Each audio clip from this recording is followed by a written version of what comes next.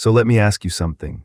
You're 65 years old, you've just retired, you've got $1 million saved up, and you're thinking, okay, I'll withdraw about 4% a year. That's $40,000, and I'll be fine for the next 20 years or so. You've done the math, you've read the articles, you feel pretty good about it. But here's the thing, what if you don't die in 20 years? What if you live to 95 or 100? And now that comfortable retirement plan you spent 40 years building, it runs out when you're 85, and you've got another 10 or 15 years to go with nothing. If that scenario just made your stomach drop a little bit, you need to keep watching. My name is Elon Musk, and I spend way too much time thinking about how people completely miscalculate their retirement needs. If you're someone who's saving for retirement but secretly worried that you might outlive your money, or you haven't even really thought about that possibility yet, make sure to hit that subscribe button and give this video a thumbs up if this helps you out. Because today we're talking about something that almost nobody takes seriously enough, longevity risk. And I'm not just talking about living a long time. I'm talking about the very real financial danger of underestimating how long you're going to be alive and what that means for your money. Look, here's what most people don't realize. When you ask someone how long do you think you'll live,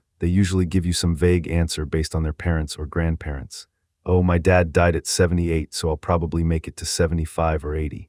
And then they plan their entire retirement around that assumption. But that's not how longevity works, that's not how statistics work, and that's definitely not how financial planning should work. Let me give you some numbers that might surprise you. According to the Society of Actuaries, if you're a 65-year-old man today, there's a 50% chance you'll live past 85. For women, it's 88. That's the median. Half of people live longer than that. But here's where it gets really interesting. If you're a married couple, both 65 years old, there's a 50% chance that at least one of you will live past 92.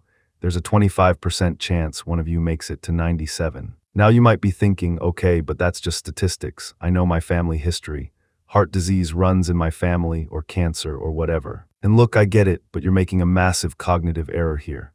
You're anchoring your expectations to outdated data and your personal observations instead of looking at what the actual numbers tell us about longevity trends. Here's the thing, life expectancy has been increasing dramatically. Someone born in 1960 had a life expectancy of about 70 years. Someone born in 2000, about 77 years, and these numbers keep going up. Medical technology keeps getting better. We're solving problems that used to kill people in their 60s and 70s. And this creates what I call the longevity risk gap, the difference between how long people think they'll live and how long they actually might live. And this gap is expensive, really expensive. Let me show you exactly what this looks like in dollars and cents. Let's say you retire at 65 with $1 million saved. You decide to withdraw $50,000 a year to live on. That feels reasonable, right? It's 5% of your savings, you've got Social Security coming in, you should be fine. But let's run the actual numbers. If your money grows at 5% per year after inflation, which is pretty optimistic, by the way, and you're withdrawing $50,000 every year, your money runs out in about 28 years. You're 93 years old. Now, if you're thinking 93 is pretty old, I'll probably be fine. Remember what I just told you.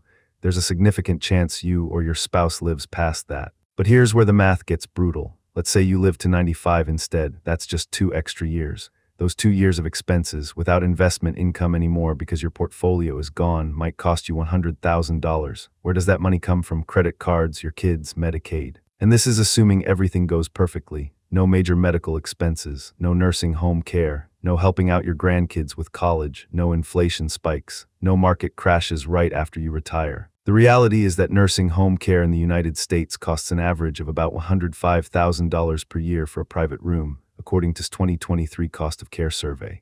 If you need 3 years of that care, that's $315,000 gone. And Medicare doesn't cover long-term nursing home care, by the way. That's a surprise to a lot of people. So now your $1 million retirement fund needs to cover not just your normal living expenses for 30+ years, but potentially hundreds of thousands in long-term care costs. This is where it gets really interesting, because when financial planners talk about longevity risk, they're not just talking about living too long. They're talking about the compounding effect of longevity on every other financial risk you face. So why do people underestimate this so badly? It's not because they're stupid. It's because our brains are wired to make specific types of errors when thinking about the distant future. First, there's what psychologists call optimism bias. We tend to think that bad things, like running out of money, are more likely to happen to other people than to us, You see statistics about people outliving their savings and you think, yeah, but that won't be me. I'm being responsible. I'm planning ahead. But here's the problem. Those people who ran out of money, most of them thought the same thing. They weren't reckless. They just underestimated how long they'd live and how much things would cost. Second, we're really bad at exponential thinking. When I say you might live 30 years in retirement, your brain kind of goes, okay, 30 years, that's a long time. But you don't intuitively grasp what it means to fund 30 years of expenses while also dealing with inflation, market volatility, and increasing healthcare costs. Let me give you an analogy. Imagine you're going on a road trip and you estimate it'll take 10 hours. But what if it actually takes 15 hours? You run out of gas, you run out of snacks, you get exhausted.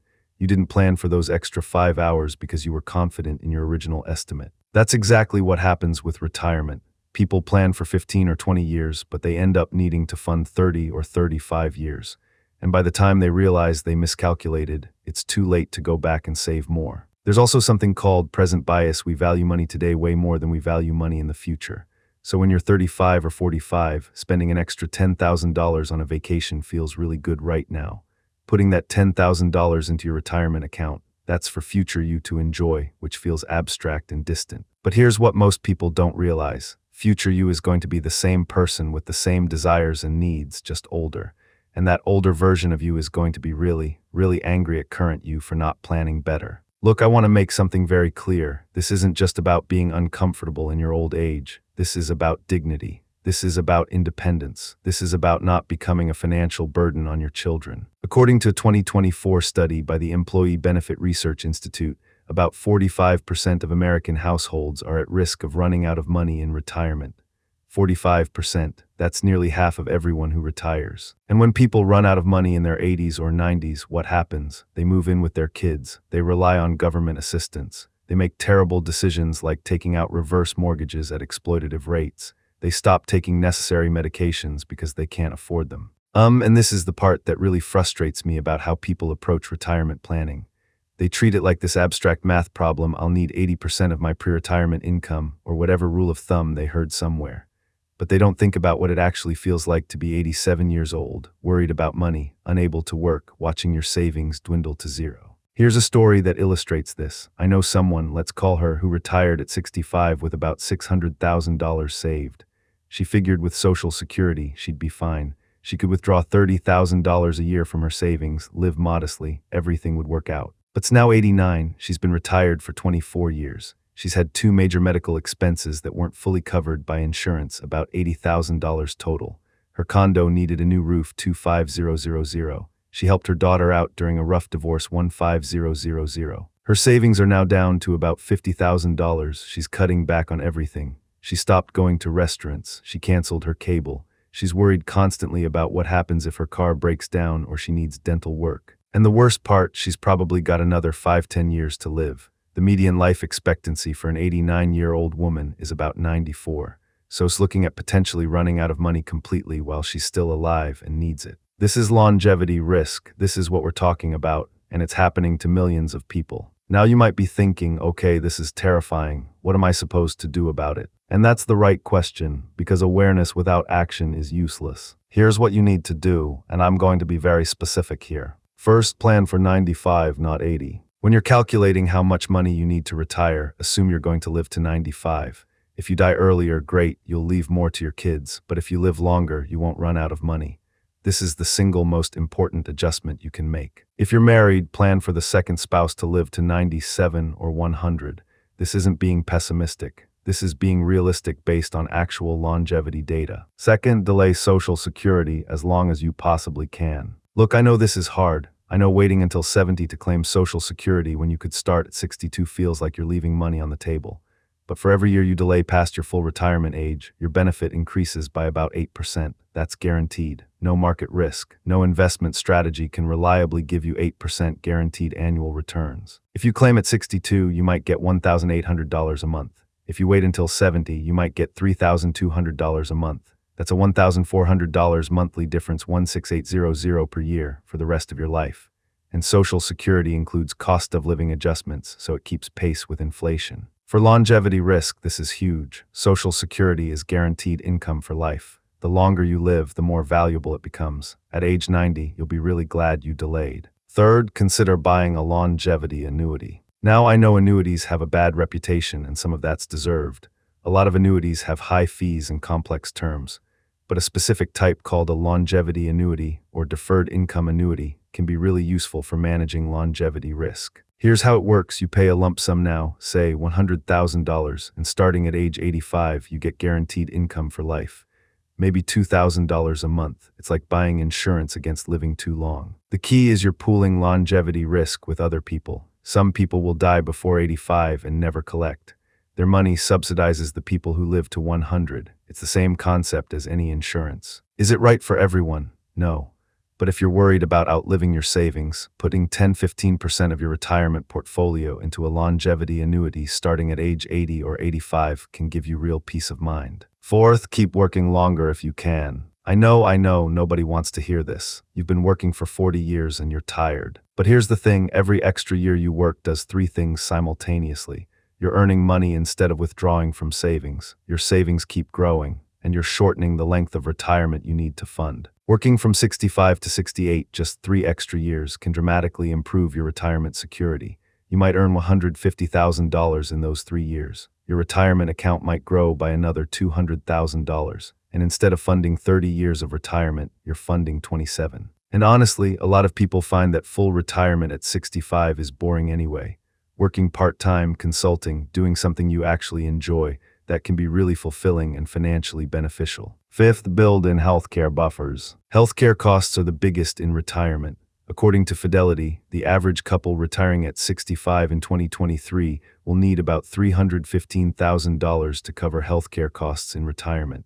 And that doesn't include long-term care. Max out your health savings account if you have one. It's triple tax advantaged, contributions are deductible, growth is tax-free, and withdrawals for medical expenses are tax-free. After 65, you can use it for anything penalty-free, but keep it for medical stuff and let it grow. Consider long-term care insurance in your 50s or early 60s. Yes, it's expensive, but 3 years in a nursing home at $105,000 per year is more expensive. Here's what I really want you to understand. Longevity risk isn't just a financial problem, it's a societal problem. We're living longer than any generation in human history, but our retirement planning is still based on models from the 1950s when people died at 72. The whole concept of retire at 65 and live on your savings was designed for a world where retirement lasted 7–10 years, not 30 years. And this creates this weird situation where people are simultaneously worried about not having enough money and not taking full advantage of the extra years they're getting. Like, you get this incredible gift, 20 or 30 extra years of life compared to your great-grandparents, and you spend it stressed about money because nobody taught you how to plan for longevity. And here's the frustrating part, this is solvable. If people started planning for 95 instead of 80, if they delayed Social Security, if they saved just a bit more, if they worked a few extra years, these aren't radical changes. These are just adjustments based on the reality of modern. But instead, what do most people do? They keep using outdated assumptions. They retire at 65 because that's what their parents did. They claim Social Security early because they're impatient. They don't think seriously about long-term care until they need it and it's too late to get insurance. And then they're surprised when they run out of money at 83 and have another 10 years to live. Look, here's the bottom line. You are probably going to live longer than you think. Your spouse is probably going to live longer than you think. And that means you need more money than you think. This isn't pessimism, this is math, this is reality. And the sooner you accept it and adjust your planning accordingly, the better off you'll be. So here's what I want you to do today, right now. Open up whatever retirement calculator you've been using. Your 401k provider probably has one, and change your life expectancy to 95. See what it tells you. If it says you're on track, great, keep doing what you're doing. But if it says you're going to run out of money, you need to make changes. Now, not next year, not when you're closer to retirement. Now, increase your 401k contributions by 2%. Set up an automatic monthly transfer to an IRA. Talk to a financial planner about Social Security strategies. Look into long-term care insurance. Think seriously about whether you want to or can work a few extra years. These aren't fun conversations, I get it, but you know what's less fun? Being 88 years old and broke. The beautiful thing about longevity risk is that it's predictable. We know it exists. We know roughly how likely it is. We have tools to manage it. The only question is whether you're going to take it seriously or whether you're going to be like everyone else who figured, it won't happen to me, and then watch their savings run dry. You've spent your whole life working and saving. Don't let the last 10 or 15 years be ruined by poor planning earlier on. Your future self is counting on you to make smart decisions today. If this video helped you understand longevity risk better, hit that like button and subscribe because we're going to keep talking about the real financial issues that affect real people. Drop a comment and let me know, how long are you planning for in retirement? Are you being realistic or optimistic? Thanks for watching. I'll see you in the next video.